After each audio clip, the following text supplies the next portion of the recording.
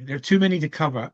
I think that your first statement was important in the human factors element. I think the best choice I ever made, which was not related to XR, was to go from a degree in psychology to a master's degree in ergonomics. Because ergonomics is the study of uh, the human's working relationship in his or her working environment or living environment for that matter. And it was that move to get that MSc to move on to an early job at British Aerospace was, if I had my time again, I wouldn't change it. But as you say, apart from the defence projects that I was involved in at BAE, I went a slightly different route because the company received contracts to look at telerobotics underwater for the UK's Department of Energy. So that's in support of oil and gas exploration. So I started getting involved in human factors and the control of remotely operated systems, ROVs. That then led to an amazing opportunity to take that research underwater and to work for the European Space Agency, again with BAE, in the field of space. So telerobotics in low Earth orbit. Things like, what were the unique problems of controlling a robot in low Earth orbit, the time delay, the inability to use force feedback systems, and so on. And that's where everything changed again. That's where I was lucky enough to get invited to a conference in Maryland in the US, where I met a wonderful guy who he's still doing his thing, Dr. Steve Ellis, who invited me over to NASA Ames. And I was very naive at the time. I didn't realize that how long it took to fly from the East Coast to the West Coast of America. So I went over, and as you say, as amongst the different experiences, they put on this really crazy headset, like two pocket TVs from the local Radio Shack, and a head tracker, and that's where my career changed. It was just an experience. Me thinking, yeah, okay, the graphics were very, very simple, but my goodness me, the whole experience was fantastic. So that's the first milestone.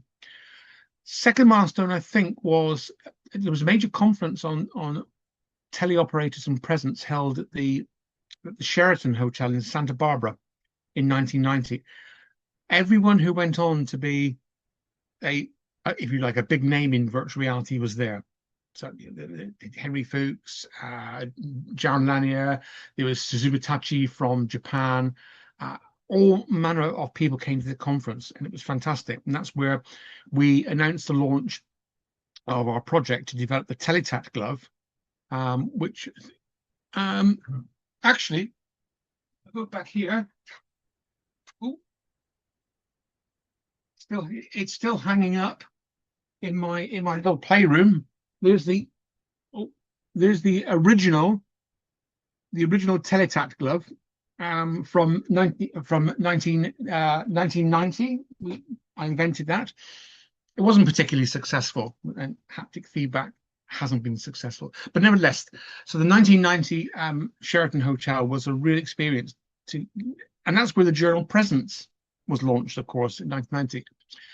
You also mentioned the industrial side of things. In 1993, having had a reasonably long feature on the UK's BBC News, we launched something called VRS, virtual reality simulation. And very briefly, this was a project that was totally funded by industry. No academic funding, nothing. It was totally funded by industry, and it gave us 3 years of developing concept demonstrators for industry.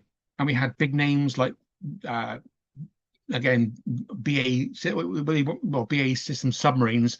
They were called something different then, Rolls-Royce, the British Nuclear Fuels Limited, and so on and so on. And it was to be able to develop short demonstrations to convince them that virtual reality had a life, virtual reality had a future. Next, I'm trying to cut down all these experiences. The MIST system, the minimally invasive surgical trainer, which was 1993. really out to the early 2000s when, as a result of some human factors work I did in the operating theatre at Manchester Royal Infirmary, we designed and developed the keyhole surgery trainer. It's a long story, but to cut the story short, that trainer, because of the human factors element, that trainer became the de facto skills trainer in Europe for 10 years, which said to me, yes, if virtual reality is going to succeed, you must put the human user first.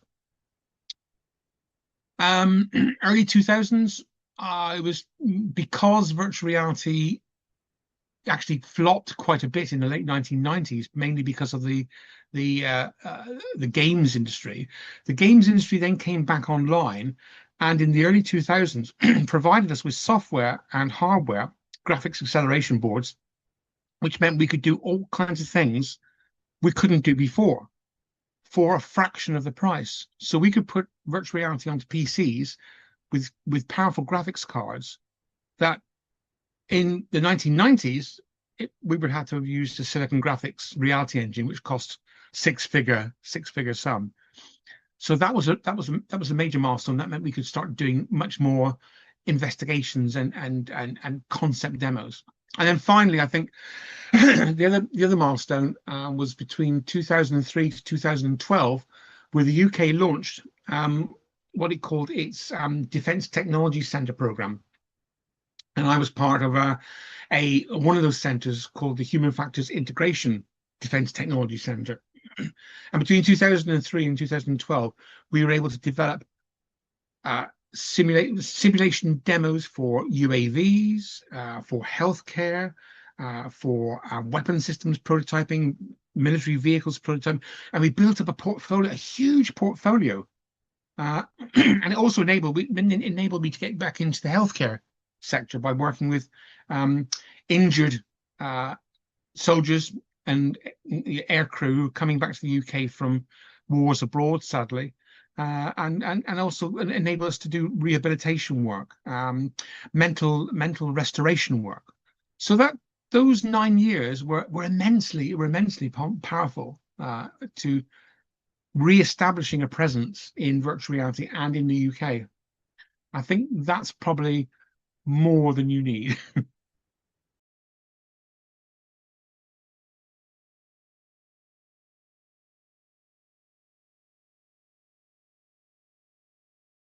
Human factors gives us a really firm foundation, not just at the beginning of a project, but also throughout a project. And it forces us to consider the human, consider the user, and put the user first.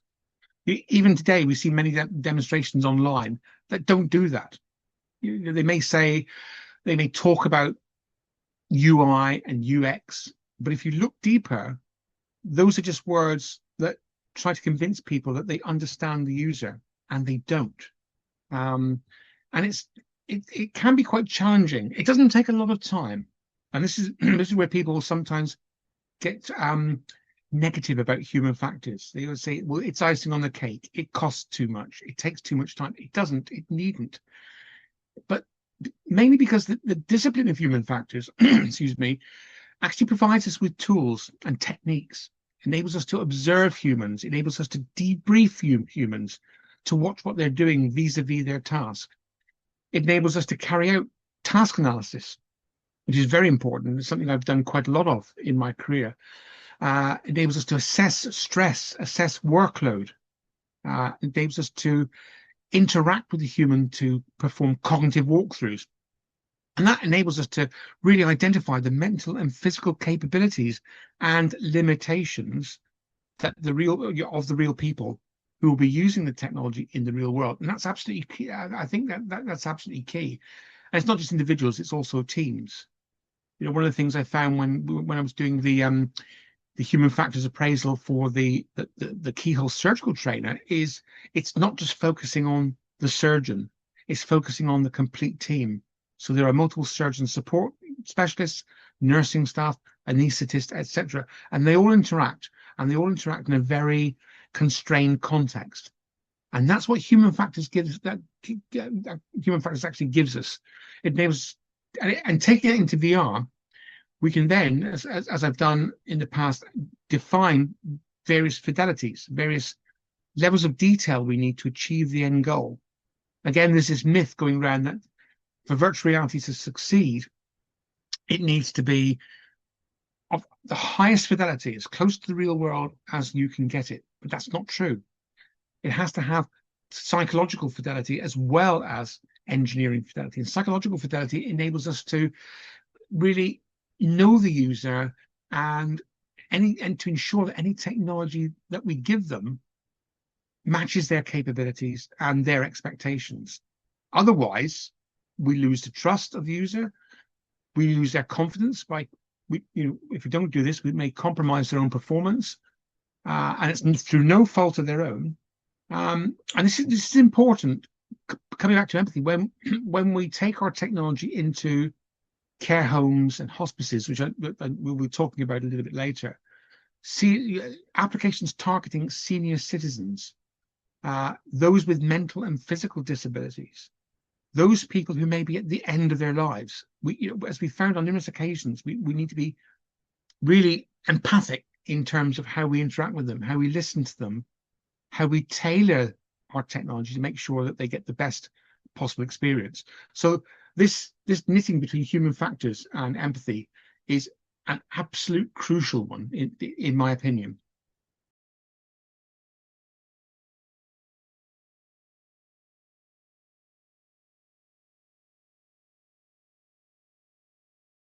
Heritage has always been my passion in virtual reality. The idea we can use virtual reality to recreate events and places and people from the past and bring them to the future, and also to make what I call the invisible visible. And because of that, it's actually very powerful. It started for us way back in 2006. And what we did there, we teamed up with the UK's National Marine Aquarium in Plymouth, where I was born, and together we recreated a three-dimensional virtual reality model, if you like, of an old Royal Navy ship that had been sunk deliberately just off the coast of the West Country to become an artificial reef. So the idea behind this was, let's let people fly a simulated robot around this reef and then add little challenges. So, for example, particularly with school kids, we were able to simulate, or one of my colleagues did a fantastic job in simulating 3 ecosystems on the after deck of the ship, and we could experiment with them and see how changing the temperature of the sea would affect their behavior, and which species would die, which species would starve, and so on. I mean, that was really of interest to particularly to the kids. Now, as a result of that, we started looking at how we could use but what we call green and blue environments, so green being rural, blue being oceanic, to, if you help mental and physical well-being of individuals, because there was an awful lot of interest in the Scylla, mainly because it was a wreck that was on the doorstep, very close to where people live, but those people couldn't see it. So the virtual reality brought that into their lives. So we did a couple of projects. The most important one of which was we together with my first ever Chinese PhD student, Eugene Chang, who has gone on to be not Eugene Chang. It was another Chang. He's not in the field anymore. Eugene went on to become the editor of Presence, as he is today. He was involved in the Scylla project, but with my other PhD student, I took him to a place called Wembury Bay in the West Country. This was the first time he had ever seen the sea, and his reaction was fantastic. So he built a complete virtual reality topographical model of Wembury Bay, and we put in plants, and we put in animals, and we put in sounds, and we made the sun go down and the sun come up, a nighttime sky with a distant lighthouse flashing its light. And we took that, and we actually used that in hospitals, particularly for defence veterans and for civilians, And we had about 4 years of working, excuse me, working with the local Queen Elizabeth Hospital, looking at how scenes of nature, virtual scenes of nature, might help people actually recover faster in critical care, for example, which is quite successful. Whilst we were doing, and that's just one example, but whilst we were doing that study, people started to approach us and they said, "What are you doing?" And we showed them what we were doing, and they got very excited. And they started saying, and these were quite old people, "Do you know that over there used to be this building? Do you know that in 1909, Wembury Bay could have been taken over as the biggest dock, the biggest ship dock in the UK? Bigger than Liverpool, bigger than London, bigger than Southampton. It never happened, thank goodness." And we got all these people giving us stories, and it was really quite incredible. And that's happened wherever we've been, whether we've been flying drones or using little submersibles. My favorite is, again, very briefly, is I did a talk at a tiny village on Dartmoor, and this lovely old lady called Mavis sent me a picture, an old photograph of the nearby reservoir. And on that picture, I've still got it, you can see two tiny lines of blips, black dots. So you thought, what was this? So we carried out an autonomous surface robot scan of the reservoir. We found very interesting features on the bed of the lake, but we discovered these strange little blips from the sonar, which we converted into virtual reality so we could fly around. Cut a long story short, we then put a submersible down, a little remotely controlled submersible, and lo and behold, World War II anti-torpedo nets. We rediscovered them, and nobody knew they were there. And again, it was an absolutely fantastic experience. So this idea of heritage on my doorstep is quite important. You mentioned the Spitfire flight. Spitfire flight was fun. The Spitfire flight was a very, very, very generous present by my wife on our anniversary.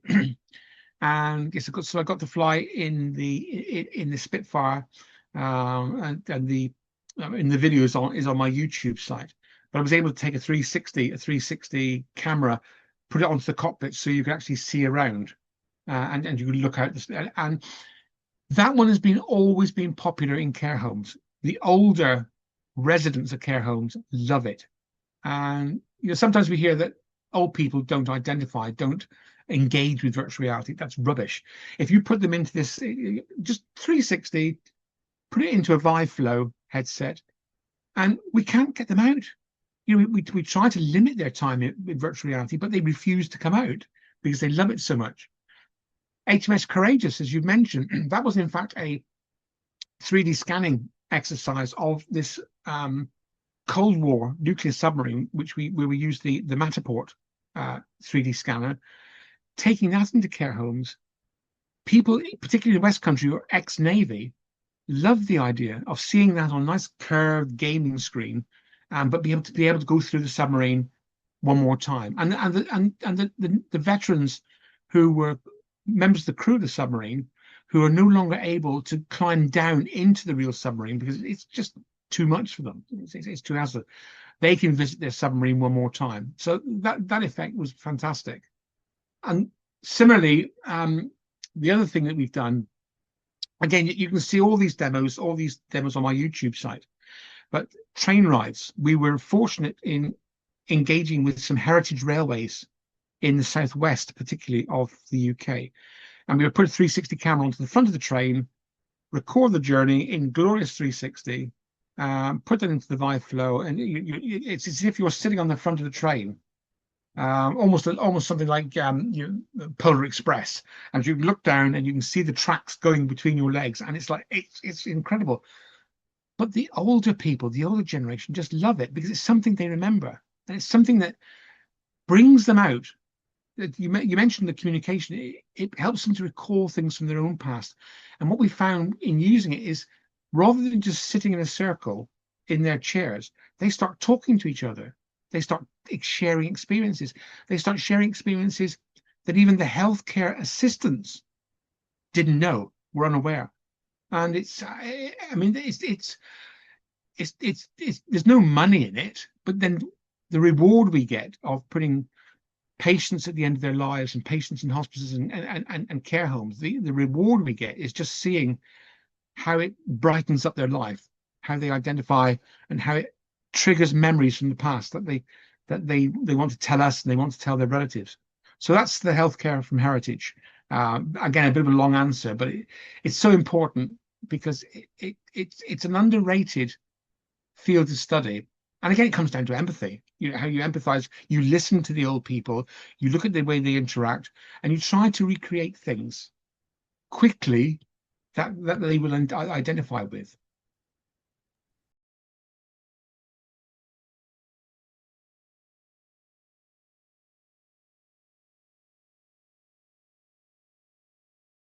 One of the things that made me, I mean, I'm not denying that PTSD exists, and yes, we have to be very careful in many of our, and particularly the work we've done with the Royal Centre for Defence Medicine. You have to question, how far do you take the demo? How much fidelity do you include before it's too much? And particularly when we're working with the young paramedics who get sent out in the helicopters to try and save the lives of their armed forces colleagues in the battlefield, some of whom they get on board and they are horrendously injured. I mean, some of the things I've seen are just you know, heartbreaking. When you come to simulate that, how far do we go? So in the what we call the MERT project, which is the Medical Emergency Response Team training, for which we use mixed reality, we were consulting all the time with the Royal Centre for Defence Medicine personnel to make sure that we were not going to put too much fidelity in. And kind of things we were looking at is we had a physical mannequin, so you interact with the physical mannequin inside a virtual Chinook helicopter, and they said, well, yes, you have to simulate the fact that this individual has had his leg blown off. So the mannequin was adjustable to show different kinds of injuries. Things that seem to trigger the stressful responses. We saw one or two examples of this. Things like sound. So, for example, the sound of the helicopter, the low frequency beating of the rotors, the sound of small arms fire if your helicopter is being fired at, and so on, and things like smell. We experimented with smell and we found out that these youngsters, they don't recall the smell of the injuries, which we thought was going to be horrific, and we were really not going to include those. What they remember above everything is the smell of the aviation fuel. So when they get on board the Chinook, they smell. It's the kind of smell you get when you walk out in the airport, when you walk out to the aircraft, and you get the smell of avgas. It's that kind of smell, and that kind of smell stays with them. It stays on their clothes, it stays on their skin. So that's the kind of thing they remember. But in terms of PTSD, yes, it is important. It is important to work with subject matter experts to make sure that what you deliver does not take the end user over the top. It's a very, as you mentioned, it's a very difficult balancing act to get that right. Very, very challenging indeed.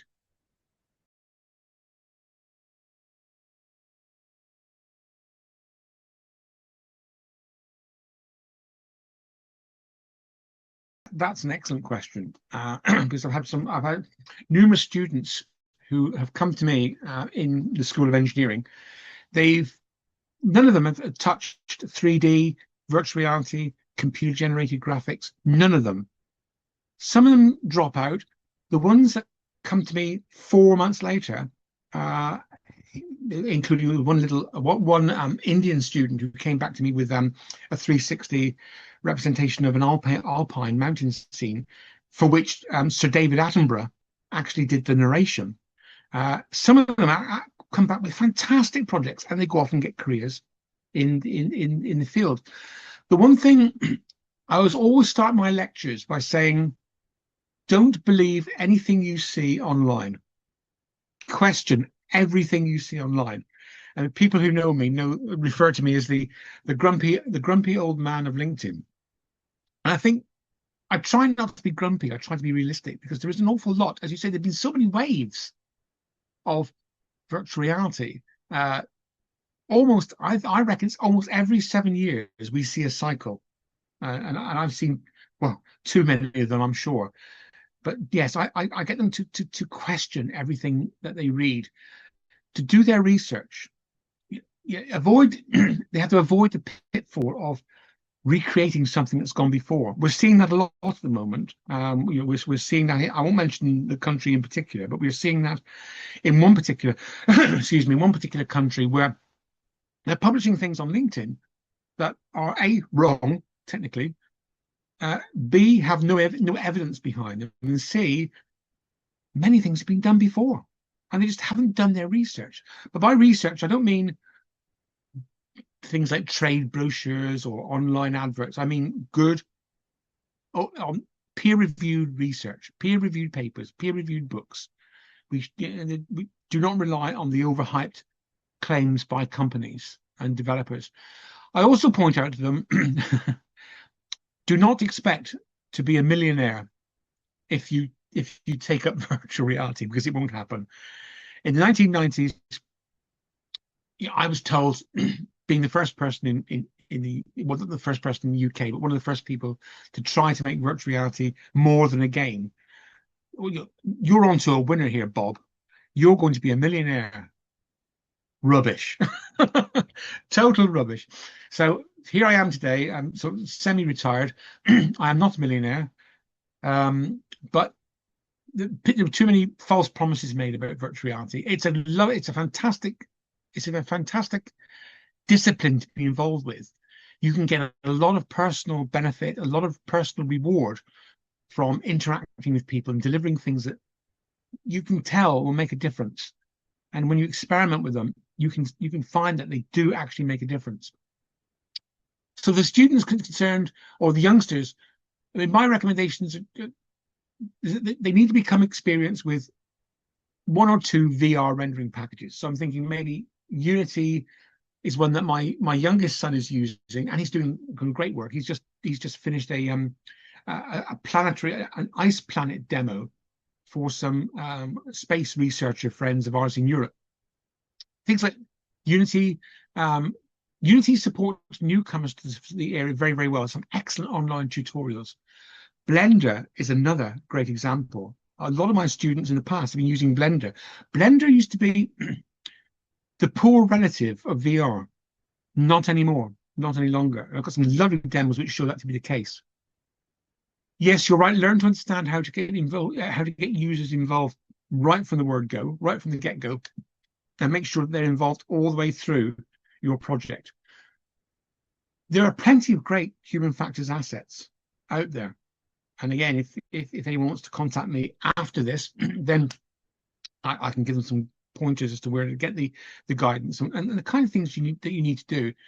But if you can show how your project or your development has at least tried to incorporate human-centered design guidelines, in other words, you've taken into consideration the needs and limitations, expectations, and etc. of the human, then you'll stand out in the crowd. You really will. If you turn up with just a wow VR demo on a CD or a memory stick, nobody wants to know. I know companies are not looking at that anymore.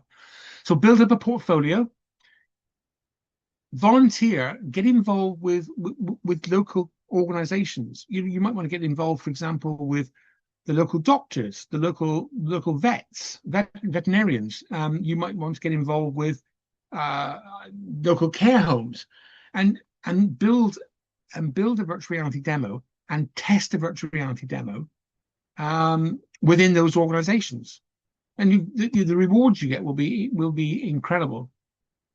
And the final thing I would say, because there's always this illusion that virtual reality is all about 3D. Well, yes, in some cases it is, but people need to remember there's more to virtual reality than just building 3D models. Okay, there's 3D scanning, and some of the Gaussian splat techniques, for example, that are available now are superb, absolutely superb. 360. 360 again is 360 imaging and filming is again an underrated technology, which is incredibly powerful if you get the content right. What I say to my students is, do not build models for your project. Look online. There are some excellent 3D assets online. Everything. I mean, we've used everything from 3D submarines to 3D stones and rocks to trees to. There's some great places like CG Trader, TurboSquid. I mean, that's just two. There are loads of them where you can get really cheap, sometimes free 3D assets. So spend your time not building these models, but getting the models and putting them into virtual reality to tell a story. Narrative is more important than the 3D world. If you can tell a story and that story has meaning, has a beginning and end, and you just use low-cost assets, that's where you will score the points for your degree. If you build 3D models, you won't score many points at all because that delivers the world nothing. So that's what I would advise. It can be a struggle. It can be a long journey. Even in my journey, which is 40 years 40 years in 1 year time, 40 years next June. There've been many ups, many downs, many kickbacks, but I tried to keep going. Sometimes it's been quite stressful, but the rewards are absolutely immense.